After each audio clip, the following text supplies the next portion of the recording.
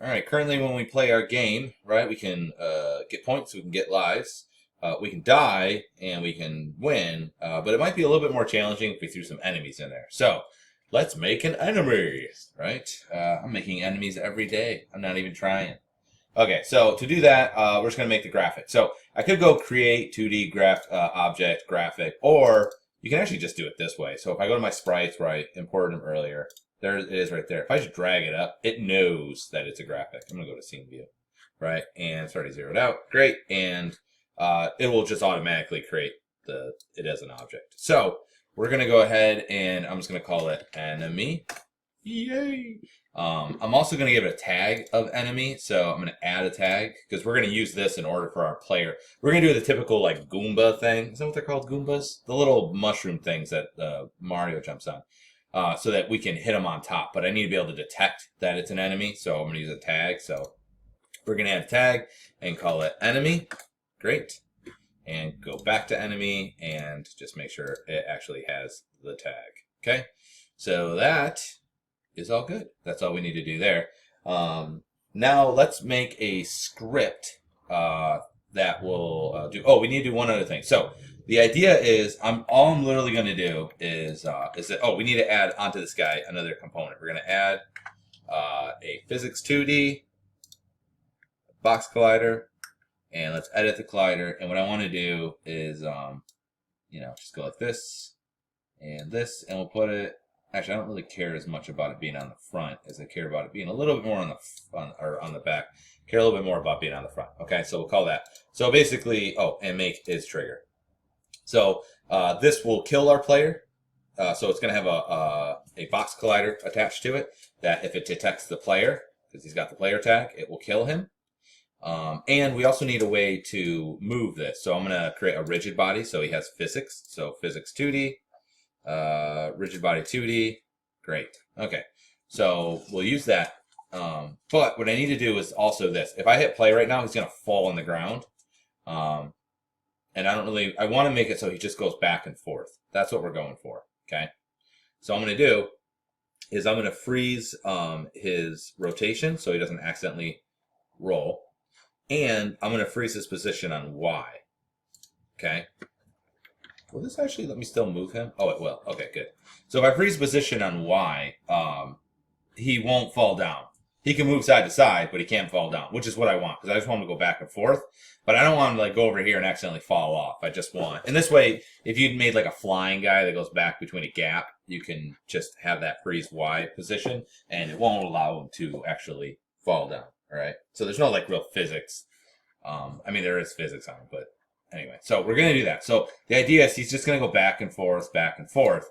And I'm thinking like, we'll put him on a platform here. I need him to go here, hit something, and then turn around and hit something and turn around so that he goes back and forth. So we can do this like a lot of different ways. But what I'm going to do is this. Because I could do like, let's say put a bottom on him. Like this guy has like a ground check. And then when it no longer detects the ground, he turns around.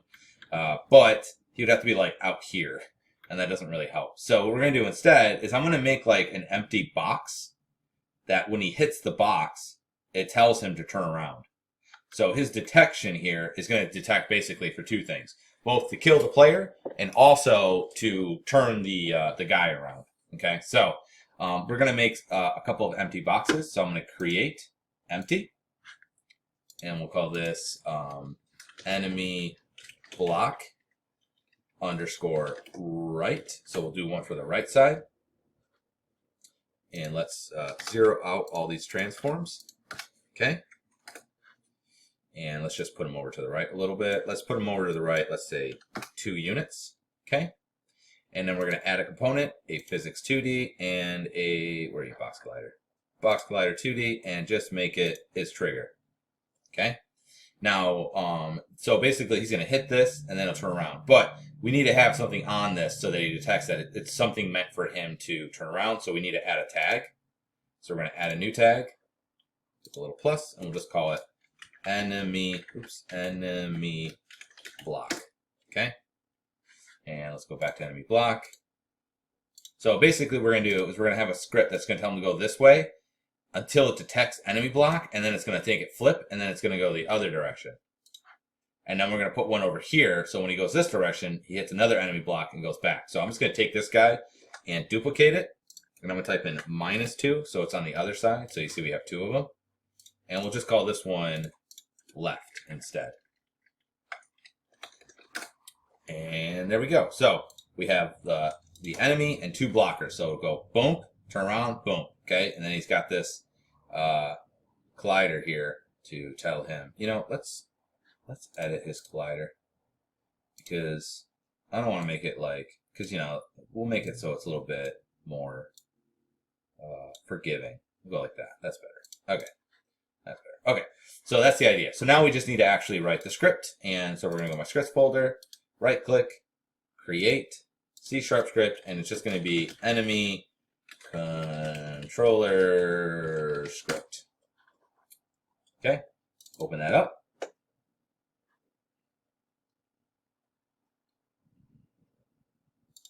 Is it doing it? Maybe it's doing it. Maybe it's not. Who knows?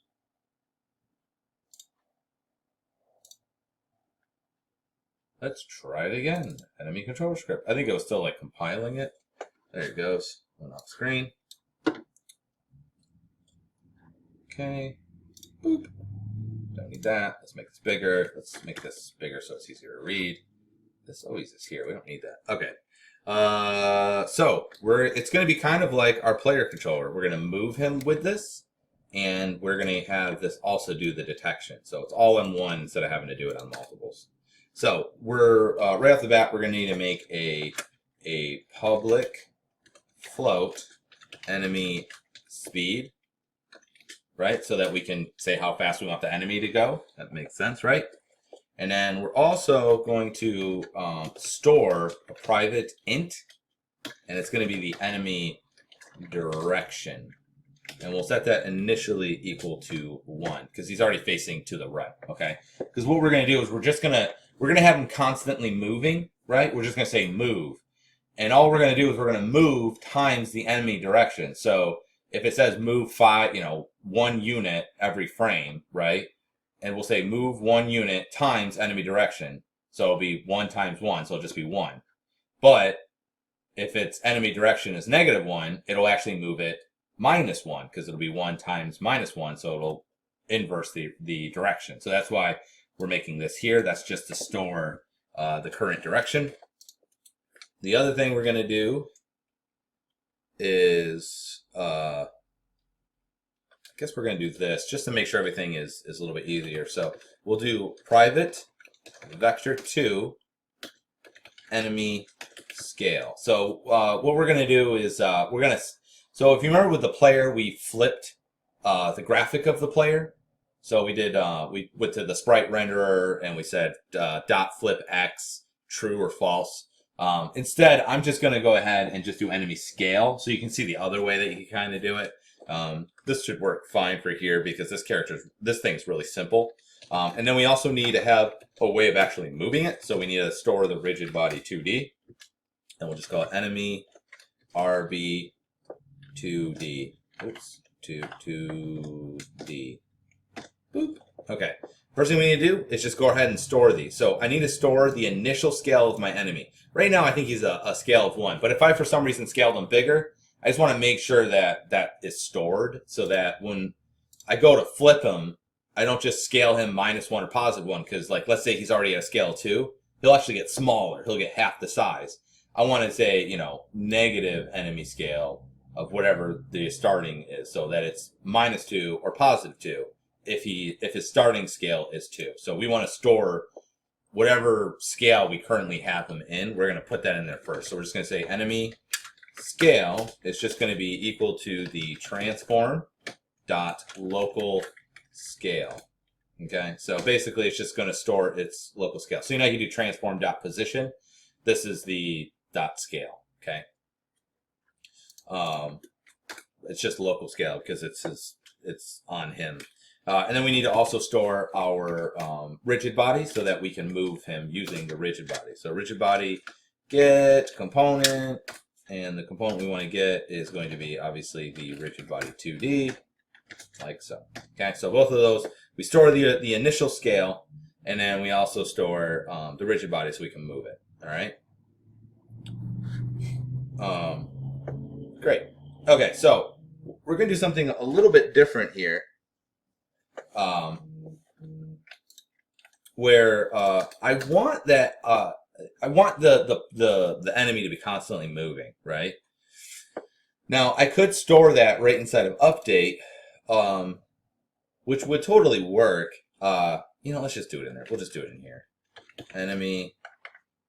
Well, I could store it in the update, and we're not doing really a lot of things, right? But if you start putting everything that's got to happen on every frame inside of the update, this will get really, really long, and you'll end up with one really long function.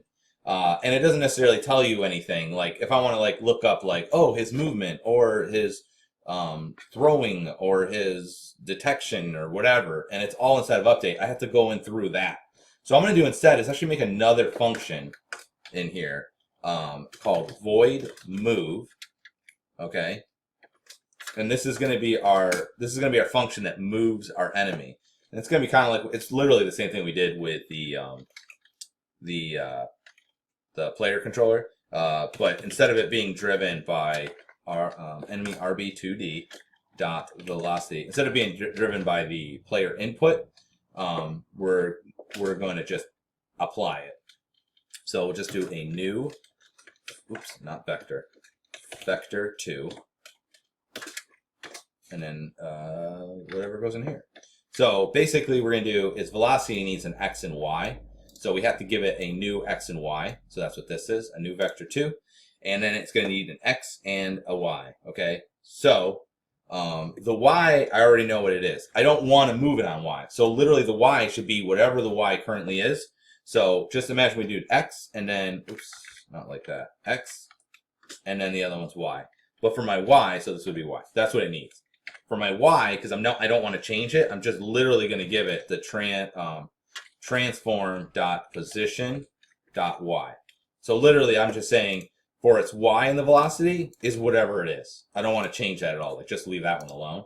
It's the x I want to change. So the x for the velocity, we're going to do this. It's going to be enemy speed, okay, times the enemy direction. So basically, I want it to move at the speed that we put in for that number of what the enemy speed, times whatever direction it's supposed to be going in. So if this enemy direction is -1, make it move negative. Like, let's say we do enemy speed is 5, right? Like I put that number in there. If it's 1, it's going to move 5, which means it's going to move to the right 5 units. And if it's going the other direction, if it's a -1 on this, it'll be moving -5, so it'll go the other direction. That's the basic idea of it, okay? But we want to run move. Right now, nothing's calling move. We want to run move on update, okay? So what this will let us do is that, like, let's say we want to have it move, and when we want to have another function for attack, and another function for jump, and all this other stuff. Instead of having to put, this in here, I mean, I know it's not a lot, it's just one line, but this is much more organized because I could be like, oh, what's its movement being? And I can look up the function that controls movement, and I can make this really robust. But on the update, there's just one of them. And so it's a little bit cleaner to do it this way. All right. Okay. So this is all working and everything. But currently, if we were to play this, he's just going to literally go to the right times whatever speed we have. We have nothing that tells it to move in the opposite direction. And also there's nothing that tells it to kill the player. So to do that, we're going to use the trigger. So on trigger, enter. I forgot to do void. Sorry. I don't know why that wasn't coming up. Void, on trigger, enter, 2D. Inside of it is obviously collider, 2D, COL, and boom. It's going to run whatever's in here. So we're going to test two different things. I want to test if we run against the col.tag equal, if we run into the enemy block. So remember, I made those blocks in here, enemy block right here. So basically, if we run into enemy block, if the tag is enemy block, I want to tell it to basically make the enemy direction the opposite. Okay, so that's one thing we're going to test. And the other thing we're going to test is if col.tag is equal to we can do else if. That'd probably be smarter. Else if the tag is player, player, right?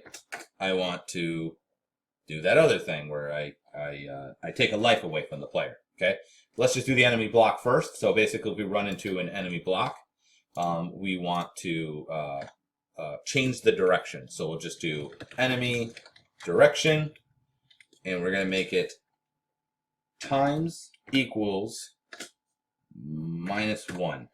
So what that means is if any direction is 1, if we do times equals, if we multiply 1 times -1, we get -1, right? But, so let's say now then we're going the other direction. Well, let's say now it hits another enemy block. So we're currently, enemy direction is -1. If we take -1 and multiply it times -1, we get +1. So literally all it's doing is just switching it either to 1 or -1 by multiplying it times -1. Then the other thing we need to do is actually flip our enemy. Okay, so we could again have done the other thing where we did the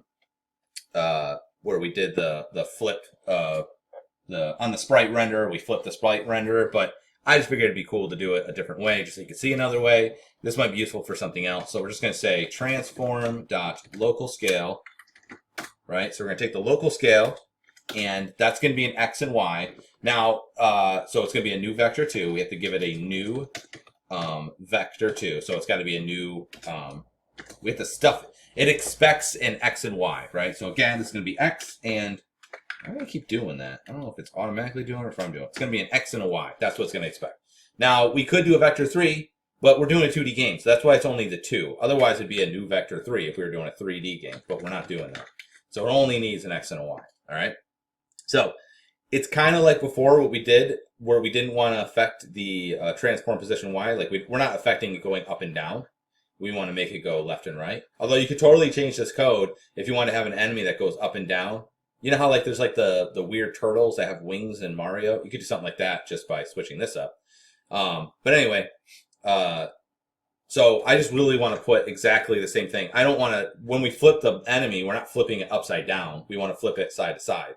So the y is going to be exactly the same. So you can just literally do enemy scale dot y. Okay, we'll put a semicolon after this. So we want to do enemy scale dot y because we stored the initial scale right here. We stored it in the beginning. So basically it's going to take whatever the current scale is and just leave it where it is. X, on the other hand, we want to do this. It's going to be enemy scale times, or I'm sorry, enemy scale dot x, because it's just the 1. If we did enemy scale, it would flip it upside down and around, so, and back and forth. And it's times, sorry, times enemy direction.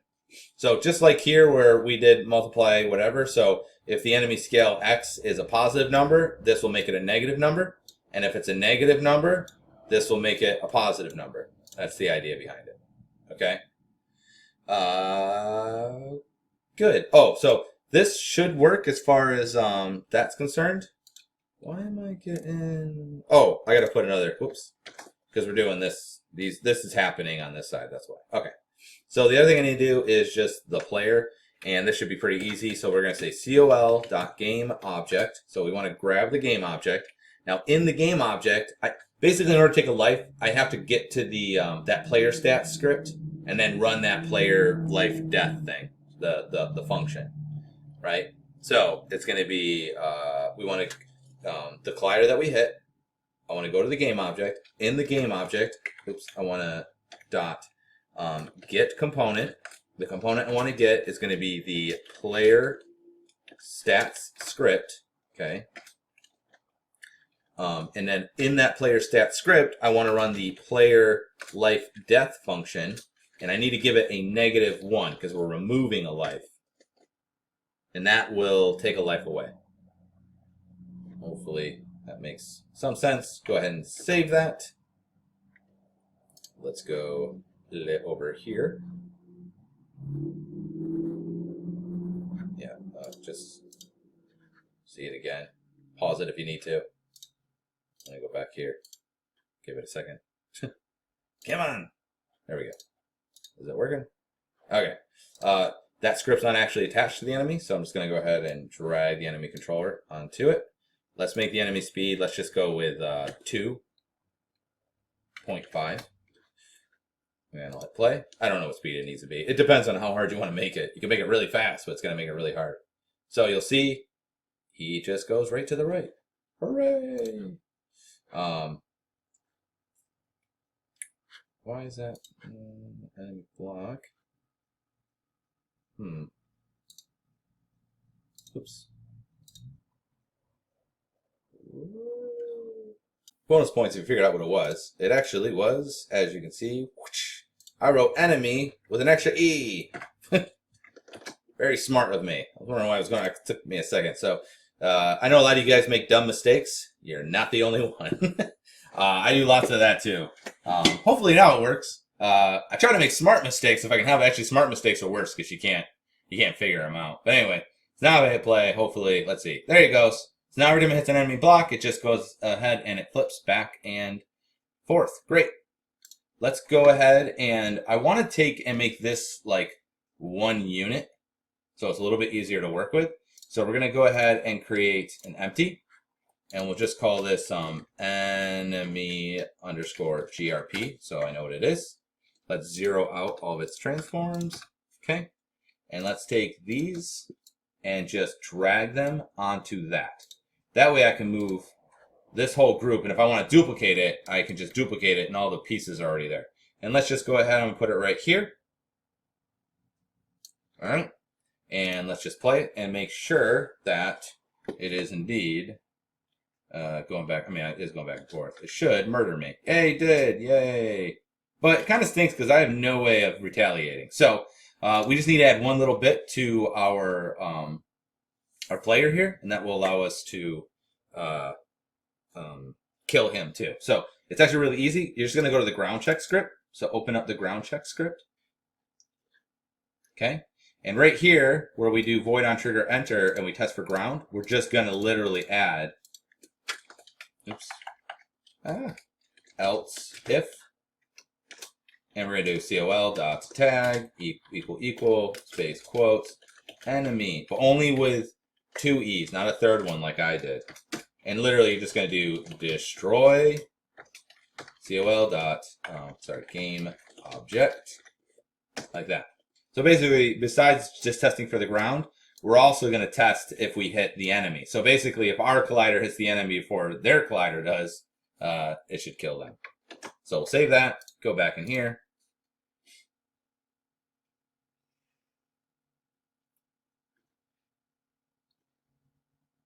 And give it a second. Now you might need to adjust your ground check object. Oh, I got him. There you go. Okay, so now when I jump on him, he dies. Great. So there's one other thing I want to do in here before we carry on to the rest of the stuff, and that is this. So right now, I have this enemy, right? Now I can duplicate him. The problem is, though, let's say I need to make some change, like, oh, there's an error or something. I'd have to go to every iteration of that and then fix it, which is going to be really time consuming, right? Like, I mean, and that would be just for this level. We'd have to do it for all the levels. So if you had a really big game, it would, it would be like hundreds of hours of work, depending on what the difference is, right? And it could be something as simple as like, oh, they want the color changed. That would suck. So what we can do instead, though, is we can create what's called a prefab. And the idea here is that when you have a prefab, the objects, they all originate from an instance, and basically they're all instanced off of that one, and if you change the one, it populates to the rest of them. So to do that, it's actually really simple. I'm going to right-click, create folder, and we'll call it prefabs, because it's prefabulous, or, yeah, prefabs, everything's plural. I only wrote sprite there. Hang on a second, bugging me. Sprites. There we go. Okay, prefabs. And then I can take this enemy group and just drag it in there. You're going to see, now it's got this blue group in there. Now watch, I can delete it here, or not, it doesn't really matter. I can drag it up, and I can drop it. And then I can put another one, let's see, over here. Drag it up and drop it. There you go. And if for some reason, I can do it one of two ways. If I select him here and I click on Open Prefab, it's going to open it up. And then I could do something where, like, let's say I want, oh, you know, I don't like the color of the enemy. Let's just go ahead and let's make it more of like a, I don't know, a green color. I don't know. Let's just say we do that, right? We'll click off, and then, okay. And then all we got to do is you click this back arrow here, or you can click scenes here. Either way, it'll back up. You'll see that one is green, and this one is green. You can also do it by selecting it itself, and then hit open, and you can do it in here as well. So either way, but I'm just going to go ahead and make this back to white. But basically, if like the script's, well, if the script's broken, they're all originating from the original class of the script anyway. But if I need to change the number of the speed for all of them, I can change one here, and then they would all subsequently change, right? So that's the idea. So prefabs are really good for that. So what I want to just do is prefab a couple other things here. So like for instance, the point here, I'm just going to go ahead and put that in here. Let's grab the life, put that in there. And let's grab this platform and put that in there. I'm going to delete these other ones. Delete. And then, because that way, again, actually, I'm just going to duplicate it from here. So it's the same. Control D. And then we'll Control D. So even though I'm duplicating it, it's still a duplicate of the prefab. Control D. Okay. Oh, the door. That one is another one. We could prefab the fall box, but I don't feel like that's really necessary. And now if we need more iterations of the points and things, we can drag them. And if I need to change the color or something like that, it will populate to all of them. Okay, so basically things that you're going to reiterate, that's where you put them. It's particularly important for, like, let's say you have a game and let's say he throws bananas or something. I'd have to prefab the banana because that way I can say, oh, shoot out. Then I want you to shoot out this banana. Otherwise, I'd have to have a banana in the scene somewhere that it's going to duplicate. And so I'd have to like put it off somewhere hidden or something. Because it can't make something out of nothing. Okay, so yeah.